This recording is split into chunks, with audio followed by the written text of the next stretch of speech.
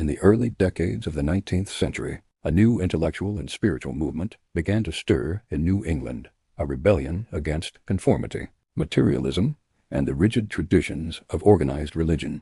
This movement, known as Transcendentalism, sought to uncover a deeper truth beyond reason and doctrine. Its followers believed that divinity could be found not in church or scripture, but within the soul and the natural world surrounding it. Led by thinkers such as Ralph Waldo Emerson and Henry David Thoreau, the Transcendentalists championed self-reliance, moral idealism, and harmony with nature.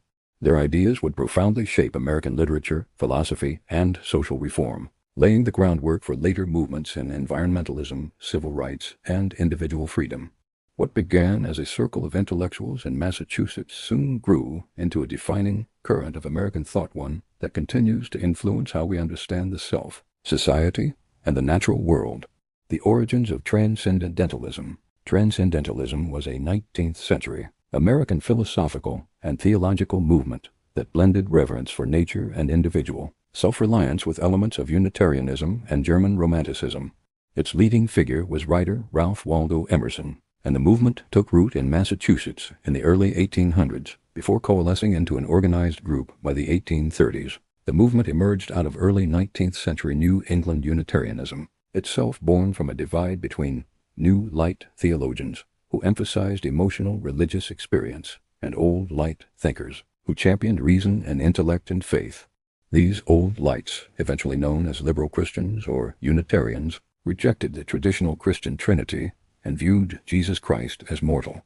Over time, some within this circle grew dissatisfied with Unitarianism's rationalism and sought a deeper, more spiritual connection. Drawing from German Romanticism, Kant, Hegel, Coleridge, the Hindu Vedas, and the mysticism of Emanuel Swedenborg, Transcendentalism emerged as a distinct school of thought. Transcendentalists believed in personal intuition and direct experience of the divine, without the need for intermediaries such as clergy or scripture. They valued idealism, spiritual insight, and harmony with nature, opposing the materialism and conformity of society.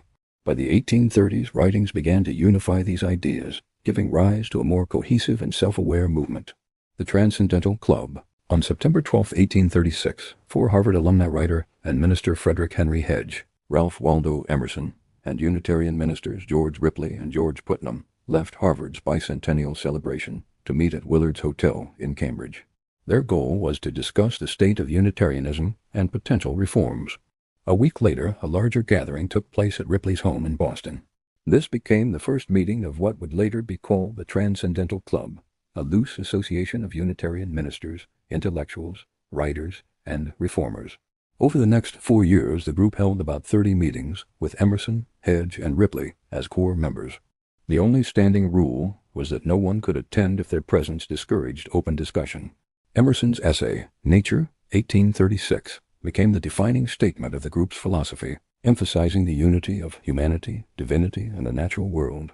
Though the club dissolved around 1840, many members contributed to the Dial, a transcendentalist journal first edited by Margaret Fuller and later by Emerson. The publication explored philosophy, reform, literature, and spirituality. Henry David Thoreau began his literary career writing natural history essays for the Dial. After the journal's end in 1844, he retreated to Walden Pond, where he wrote his most famous work, Walden, or Life in the Woods. Brook Farm, inspired by utopian experiments such as those of the Shakers, several transcendentalists sought to create a community based on their ideals.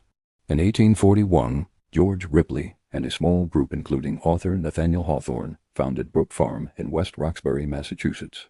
The community aimed to balance manual labor and intellectual activity. Members farmed by day and engaged in study, writing, and art by night. The Dial described it as a pastoral haven of cooperative living and creative fulfillment. Membership required the purchase of life shares, promising annual dividends. Those unable to pay contributed labor instead. Though enthusiastic, few members were skilled farmers, and financial troubles soon arose.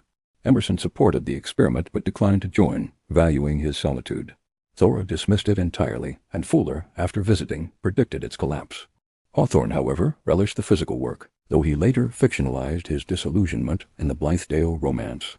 The decline of Transcendentalism. By the late 1840s, Transcendentalism began to wane as a movement.